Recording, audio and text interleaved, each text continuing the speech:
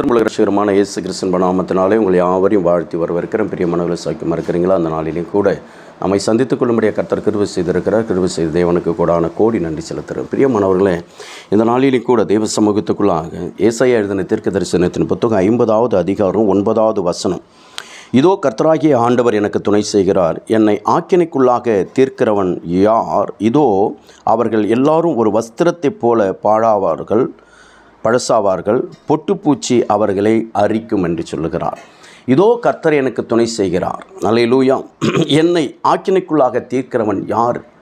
என் அன்பு தெய்வ பிள்ளையே, அவருடைய காரியங்கள் எல்லாம் நம்மை ஆக்கினைக்குள்ளாக, உன்னை ஆக்கினைக்குள்ளாக, உனக்கு விரோதமாக உருவாக்கப்படுகிற எந்த ஆயுதமும் வாய்க்காமலே போகும். கர்த்தர் அவைகளை சொல்லுகிறார், அது பழசாக போயிடும், ஒரு வஸ்திரத்தை போல பழசாக போய் பொட்டுப்பூச்சி அதை அரிக்கும் என்று சொல்லுகிறார்.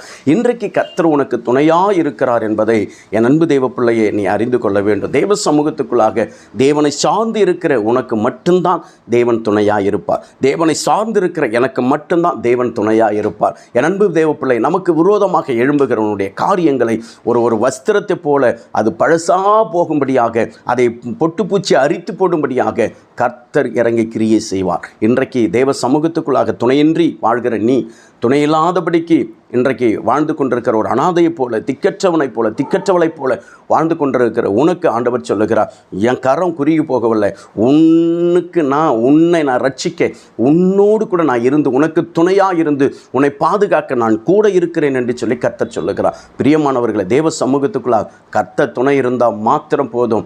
என் அன்பு தேவ பிள்ளை, நமக்கு விரோதமாக ஒருவனும் இந்த பூமியில் எழும்ப முடியாது. கர்த்தர் நம்மோடு கூட இருந்தால் மாத்திரம் போதும். என் அன்பு தேவ பிள்ளை, நமக்கு விரோதமாக உருவாக்கப்படும் எந்த ஆயுதம் வாய்க்காது. எந்த மாந்திரிகம், எந்த செய்வனை, எந்த பிரச்சனை, எந்த போராட்டம், மனுஷனுடைய கண்ணிகள், மனுஷனுடைய எரிச்சல்கள் ஒன்றுமே செய்ய முடியாது என வேதம் அதை தான் சொல்லுகிறது. அப்படி வருகிறவர்களை என் அன்பு தேவ பிள்ளையை ஒரு வஸ்திரத்தை போல பழசாய் பாழாய் ஆக்கி போட முடியும். என் அன்பு தேவ பிள்ளையை அவர்களை ஒரு பொட்டுப்பூச்சி அரிக்கிறது போல அவர்களை அரித்து போடும் என்று சொல்லி கர்த்தர் சொல்லுகிறார். ஆகையால் பயப்படாதிருங்கள். தேவ சமூகத்துக்குள்ளாக கர்த்தர் துணையாய் கொண்டிருக்கிற மனுஷன் பாக்கியவான் என்று சொல்லி வேதம் சொல்லுகிறது.